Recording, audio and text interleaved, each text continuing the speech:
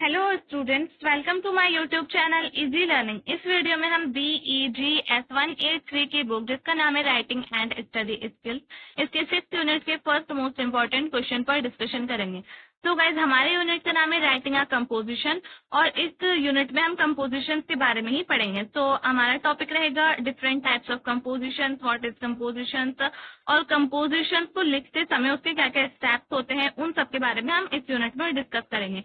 तो video start करने से पहले मैं आपसे कहना चाहती हूँ, अगर आपने मेरे चैनल को सब्सक्राइब नहीं किया तो प्लीज मेरे चैनल को सब्सक्राइब करें, वीडियो को लाइक करें, शेयर करें एंड कमेंट करके जरूर बताएं आपको वीडियो कैसी लगी। अगर आपको नोट्स चाहिए तो आप व्हाट्सएप पर कॉन्टेक्ट कर सकते हैं, व्हाट्सएप नंबर मैं डिस्क्रिप्शन में डाल दूंगी। और इससे पहले मैं 5 यूनिट की वीडियोज अपलोड कर चुकी हूँ, अगर आपने वो नहीं देखी तो प्लीज चैनल की प्लेलिस्ट में जाकर आप वो भी देखिए। तो चलिए वीडियो स्टार्ट करते हैं। तो पहले हम ये जानेंगे कि कंपोजिशन होती क्या है। अगर आपका क्वेश्चन आएगा एग्जाम में भी तो वो ऐसे ही आएगा, what is the composition and write down the different types of composition. तो हमारा क्वेश्चन यही है, what is the composition. Composition के बारे में पहले देखेंगे। A composition is the act of putting together parts according to a plan from a whole. तो पूरी जो कंपोजिशन होती है वो एक जो एक्ट होता है पार्ट्स को लिखने का, एक प्लान करने का, पूरी तरीके से उसको प्लान किया जाता है, फिर पार्ट टू पार्ट उसको लिखा जाता है। A composition can be a poem, a piece of music, a sculpture और अ पेंटिंग। कंपोजिशन जो है वो कोई भी पोएम हो सकती है, कोई भी पीस ऑफ म्यूजिक हो सकता है, कोई भी स्कल्पचर हो सकता है या फिर पेंटिंग हो सकती है। A composition organically grows from the first paragraph you have to return. तो कंपोजिशन जो है वो पैराग्राफ के अकॉर्डिंग ही ग्रो करती है।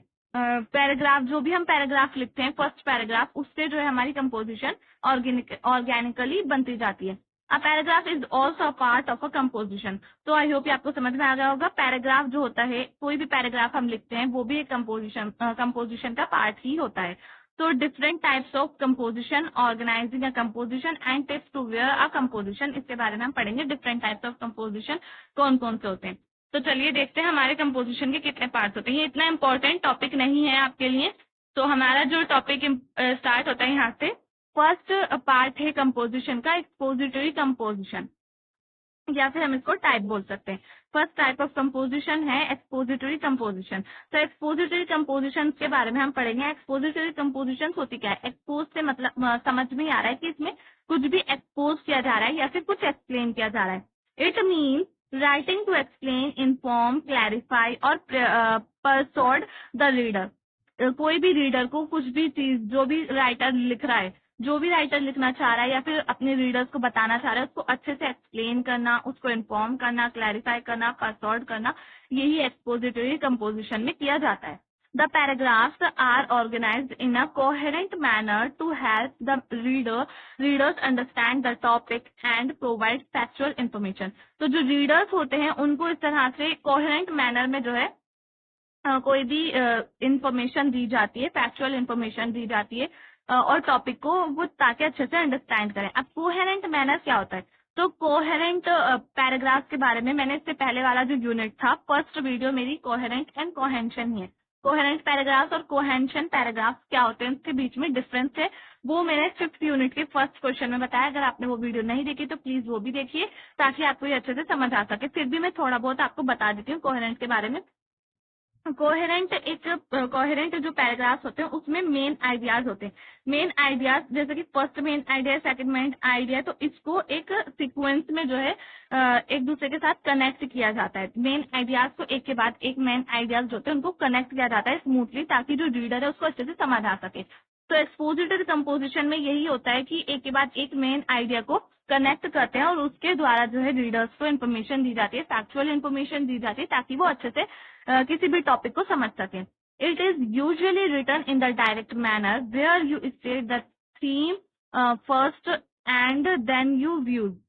तो पहले जो रीडर होता है उस कुछ भी जो कंपोजिशन लिखी जाती है, एक्सपोजिटरी कंपोजिशन, उसको डायरेक्ट मैनर में लिखा जाता है ताकि जो रीडर है वो डायरेक्टली समझे, उसको थीम को समझे और फिर उसके बाद वो अपने views they. So I hope expository composition समझ में आ गई होगी आपको। अब है argumentative composition.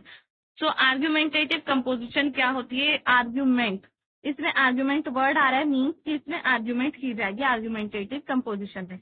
In this composition you state reason, deduce induction, evaluate evidence or information to support or disapprove your opinion about the topic given. तो जो भी टॉपिक दिया जा रहा है उसके ऊपर जो भी राइटर है, राइटर कुछ भी लिख रहा है तो उस पर वो अपने रीजंस देगा, इंडक्शंस देगा, डिड्यूस इंडक्शंस देगा, उसके लिए जो है वो एक तरह से एविडेंस देगा. एविडेंस जो होंगे उसको वो अच्छे से इवेल्युएट करेगा, जो भी इंफॉर्मेशन होगी अपने जो उसने एविडेंस दिया या फिर जो भी स्टेटमेंट दिए उसके सपोर्ट के लिए वो अच्छे से इंफॉर्मेशन देगा, ताकि अपने ओपिनियंस भी देगा साथ साथ, ताकि कोई भी जो रीडर है वो उसके आर्ग्यूमेंटेटिव कंपोजिशन को समझ सके और उसका पॉइंट ऑफ व्यू क्या है उसको अच्छे से समझ सके, राइटर का point of view. To develop the argument you use evidence, state it logically और coherently to persuade the reader. तो आर्ग्यूमेंटेटिव जो कंपोजिशन होती है उसके अंदर आर्ग्यूमेंट को ही डेवलप किया जाता है एविडेंस के द्वारा. उसमें जो है लॉजिकली कोहेरेंट पैराग्राफ्स में लिखा जाता है. ये जो अभी मैंने ऊपर बताया आपको कोहेरेंट पैराग्राफ कौन से होते हैं उसके बारे में ये, और ताकि जो रीडर है वो अच्छे से उसको परसोड कर सके, अच्छे से समझ सके, क्लैरिफाई हो सके. So I hope argumentative composition आपको समझ में आ गई होगी. Here you will argue about your opinion and try to persuade the reader of your opinion. तो इसमें जो है जो आर्ग्यूमेंटेटिव कंपोजिशन होती है उसमें जो राइटर होता है वो आर्ग्यू करता है अपने ओपिनियन से, और अपने ओपिनियंस को ही आर्ग्यू करता है ताकि जो रीडर है वो समझ में आ सके उसको उसके ओपिनियन है क्या, जो भी उसके रीडर्स होते हैं, जो भी पढ़ रहे होते हैं. थर्ड पार्ट है नरेटिव कंपोजिशन. तो नरेटिव कंपोजिशन क्या होती है, आई होप समझ में आ रहा होगा आपको धीरे धीरे नाम से इसके. In a narrative composition you usually write an account of an actual और इमेजिन्ड इवेंट और इंसिडेंट. कोई भी इंसिडेंट है, कोई भी इवेंट है, उसके बारे में इमेजिन करना, उस एक्चुअल मतलब कि उसके बारे में इमेजिन करना और उसको बताना या फिर उसमें लिखना, तो ये हमारी नरेटिव कंपोजिशन हो जाती है. इन this composition you include chronologically description and the writers point of view. तो क्रोनोलॉजिकली इसमें जो है डिस्क्रिप्शन होती हैं इवेंट्स के अकॉर्डिंग. क्रोनोलॉजिकल क्या होता है, क्रोनोलॉजिकली इवेंट्स क्या होते हैं. तो क्रोनोलॉजिकली के बारे में भी मैंने इससे पहले वाले यूनिट में बताया था. थर्ड क्वेश्चन जो है हमारा 5th यूनिट का, उसमें मैंने आपको बताया था, आप वो वीडियो भी देखिए ताकि आपको ये अच्छे से समझ में आए. क्रोनोलॉजिकल का मतलब होता है एक ऑर्डर में लगाना किसी भी इवेंट को टाइम के अकॉर्डिंग या फिर किसी भी जैसे डेट के अकॉर्डिंग लगाना. तो ये हमारा क्रोनोलॉजिकली सीक्वेंस हो जाती है. क्रोनोलॉजिकली सीक्वेंस में यही होता है कि ये जो नरेटिव कंपोजिशन है इसमें क्रोनोलॉजिकली सीक्वेंस का यूज किया जाता है ताकि राइटर्स का पॉइंट ऑफ व्यू जो है कोई भी रीडर इजीली समझ सके. It includes verbs which are very precise and vivid, specific details to have the readers to read the story. A short story is an example of narrative composition. तो इसमें जो है क्या क्या होता है, इसमें वर्ब्स इंक्लूड होती है ताकि जो है रीडर को आसानी से इजीली समझ में आ सके. उसमें जो नरेटिव कंपोजिशन होती हैं इसमें स्पेसिफिक डिटेल्स होती हैं ताकि रीडर समझ सके कोई भी स्टोरी के बारे में क्या स्टोरी लिखी जा रही है.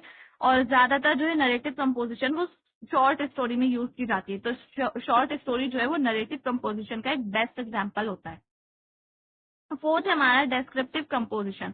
डेस्क्रिप्टिव कंपोजिशन क्या होती है. In a descriptive composition you wish to present a picture of an object, scene, person और situation through the use of word. मतलब कि कोई भी पिक्चर है, कोई भी ऑब्जेक्ट है, कोई भी सीन है, कोई भी पर्सन है, कोई भी सिचुएशन है, उसको अच्छे से डिस्क्राइब करना थ्रू द वर्ड्स के थ्रू उसको डिस्क्राइब करना. तो वो है हमारी डिस्क्रिप्टिव कंपोजिशन. डिस्क्रिप्टिव का मतलब क्या होता है, किसी भी चीज को डिस्क्राइब करना. तो इसमें यही है कि कोई भी ऑब्जेक्ट है, कोई भी सीन है हमारा, कोई भी पर्सन है, उसको अच्छे से डिस्क्राइब करना वर्ड्स के through. You will affect the reader by appealing to his her scenes and imagination. इस तरह से उसको डिस्क्राइब करना कि जो रीडर है वो आपके जो भी आपने जिस भी चीज को डिस्क्राइब किया, जैसे कि कोई भी सीन है या फिर कोई भी ऑब्जेक्ट है या फिर कोई भी पर्सन है, उसके माइंड में उसकी एक इमेजिनेशन बन जाए और वो उससे वो उस आपकी कंपोजिशन को पढ़कर अफेक्ट हो जाए, उसके माइंड में उसकी इमेजिनेशन बन जाए, उसके सीन्स क्रिएट होने लगे कि हाँ हाँ ऐसा हुआ होगा। जैसे कि आप कोई भी नॉवल पढ़ते हैं तो अगर आपका डिस्क्रिप्टिव नॉवल होगा या फिर डिस्क्रिप्टिव कंपोजिशन होगी, अगर आप वो पढ़ेंगे तो आपके माइंड में उससे रिलेटेड पूरी एक इमेज बनती चली जाएगी कि हाँ ऐसा हुआ होगा, फिर उसके बाद ऐसा हुआ होगा, ऐसा हुआ होगा। तो ये होती है हमारी डिस्क्रिप्टिव कंपोजिशन। और यहीं पर ही हमारा जो ये टाइप्स ऑफ कंपोजिशन से फिनिश हो जाता है। इसके बाद चेक योर प्रोग्रेस 1 है। तो आई होप ये क्वेश्चंस आपको समझ में आ गए होंगे। अगर आपको वीडियो पसंद आई है तो प्लीज वीडियो को लाइक करें, शेयर करें एंड चैनल को सब्सक्राइब करना ना भूलें। थैंक्स।